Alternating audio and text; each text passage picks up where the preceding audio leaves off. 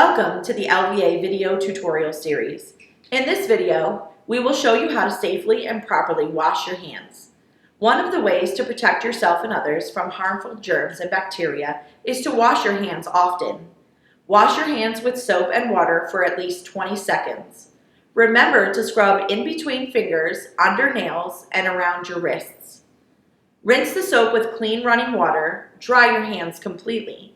It is especially important to wash your hands before eating or preparing food, touching your face, after using the restroom, leaving a public space, after blowing your nose, coughing or sneezing, after handling your face mask, and after touching animals or pets. If soap and water are not readily available, use a hand sanitizer that contains at least 60% alcohol. Cover all surfaces of your hands and rub them together until they feel dry. Remember, avoid touching your eyes, nose, and mouth with unwashed hands. Thank you.